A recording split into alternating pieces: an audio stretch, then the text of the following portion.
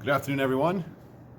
Up front, I would just like to say that this video should be shorter than my last video, which I know probably makes some of you very happy. However, no promises. Monday is Labor Day, so there is no school on Monday, which means Tuesday is our first day of hybrid learning. And as a reminder, A through K in the morning, L through Z in the afternoon. And a little bit later on, I'm going to go through, we have some unique exceptions to some of that, but I'll go through that in a minute. Tuesday is also day one, which means we are on the odd schedule of periods 1, 3, 5, and 7. So what I'm going to do now is I'm going to go through that document I went through last week. I'm going to go through it a lot quicker. I'm going to stop on the parts that have been either amended or added to in the past week, so that we're all on the same page. However, before I do that, there's one or two points I want to make about just some commonly asked questions and maybe just some points of clarification I can make so that there's no confusion come next week, hopefully. Okay, the first point of clarification I want to make is, like I said, students A through K come in the morning, L through Z in the afternoon. Now, we do have a number of students who are taking programs outside of our high school, Mosaic, Fort Hays, Downtown High School, the career centers, OSU classes, there's a few others. Students who have those obligations, either AM or PM, if it conflicts with when they're supposed to be here based on the first letter of their last name, we will switch those students. So for example, if you have Fort Hays in the morning and your last name starts with a B and you're supposed to be here in the morning, you will then become an afternoon student at Grandview Heights. So you will have Career Center in the morning, you will be in person at Grandview Heights in the afternoon. Now, the question I get a lot is, that's great, we understand that part of it. However, the half that we're at home, it's still half of our class. We're still supposed to be logging in or doing whatever our teachers need us to do. That is true. However, teachers understand that there are students who just aren't going to be able to do that because they're at the Career Center or they're at Mosaic. And so teachers are going to work with students to make sure that they have alternative assignments, or if there is a live recording that you're supposed to watch at home, that it gets recorded so that you can watch it later. Your teachers understand that you're not going to be available for that at-home time, and it's going to be okay. This is one of those years where things are they're going to be different, and not everything is going to fit nice and neat and work for everyone. And so allowances will be made. So please do not worry if you're one of those students. Your teachers will work with you, and they do understand. When someone is diagnosed with COVID, the Board of Health is aware, and they contact that person, and they ask a series of questions, one of which is, who are you around? And they do that to see who else was exposed. And the Board of Health is defining exposure as 6 feet or less for 15 minutes or more. So if you are someone who is exposed to someone with COVID, the Board of Health will contact you, they'll take you through quarantining for 14 days. Some people have been given some other instructions depending on the type and length of exposure. To return to school, we need a release from the Board of Health, and it has to come from them because they're the ones giving the order. It can't be a family doctor, for example. They will give you a release. If you believe you are exposed and you haven't gotten a call from the Board of Health, call them. I put the number right there somewhere. But it is 614-525-3097.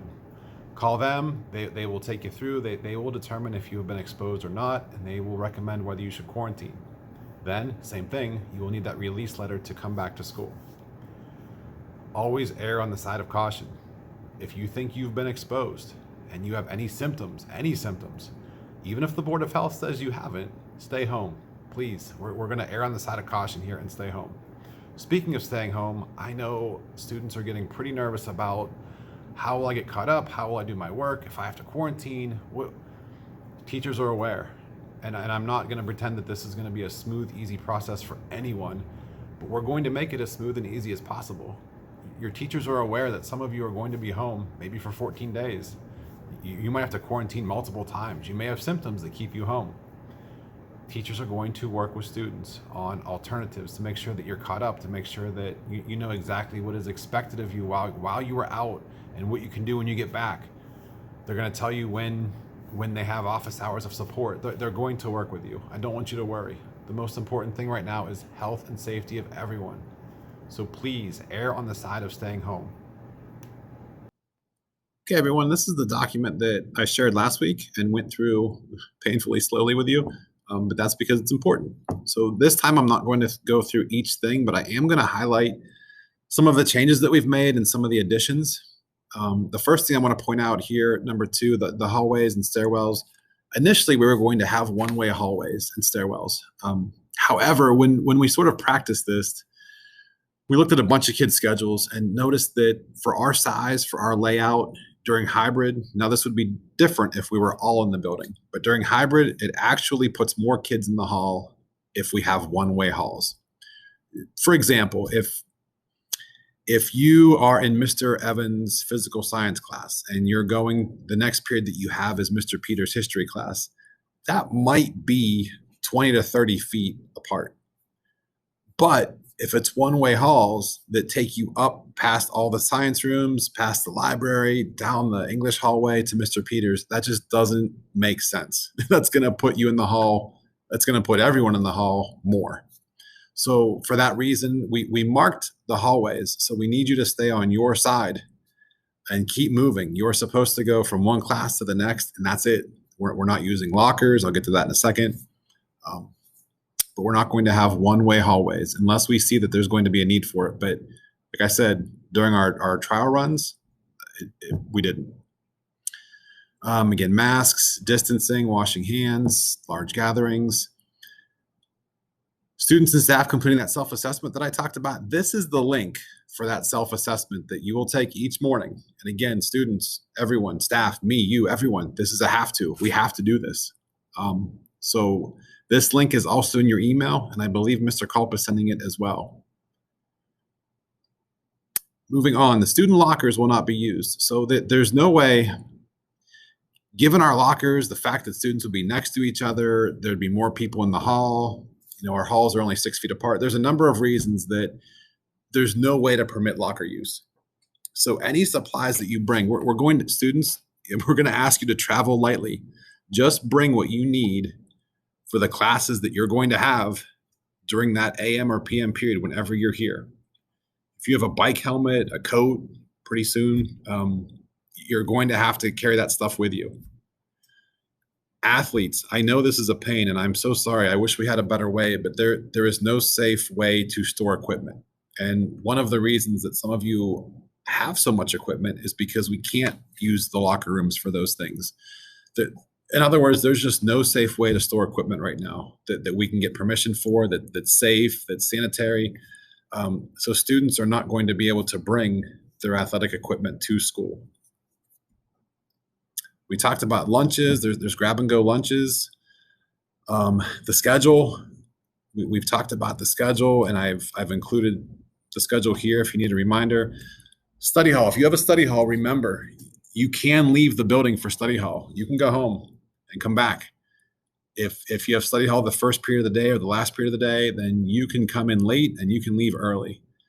We have to do this. Our study hall numbers are too large, and we just don't have the large spaces available. Study halls, if you do stay, if you are here for study hall, it's going to be in the cafeteria.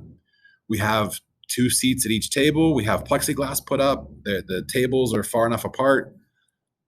The only exception is periods 4 and 5. If you have either study hall or sociology, period 4 or 5, and you're going to stay in the building, study hall will be in the gym bleachers. And I know how inconvenient that is, especially if you're trying to do work. That is not comfortable.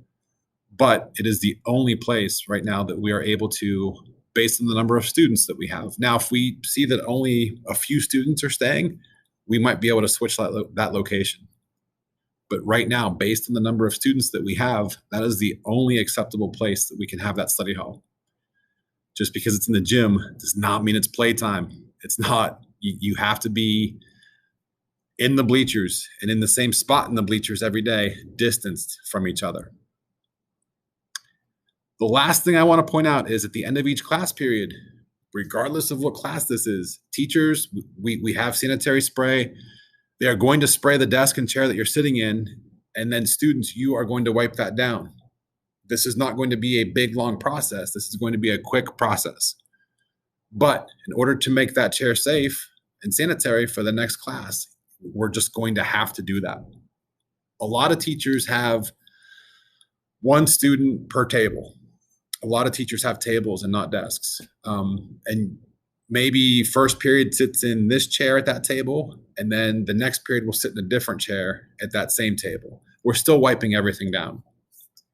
Between 11 and 12, remember, students cannot be in the building, and that's because that's going to be more of a deeper clean.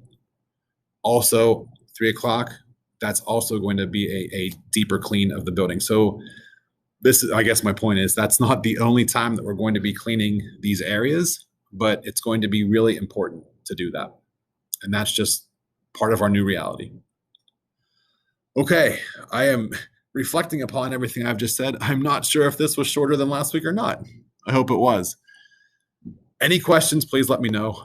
I'm really excited that you're all going to be back. Yes, we have a lot of new policies, a lot of new guidelines. These are important to keep everyone safe. Hope you all have a nice holiday weekend. Go Bobcats. See you all very soon.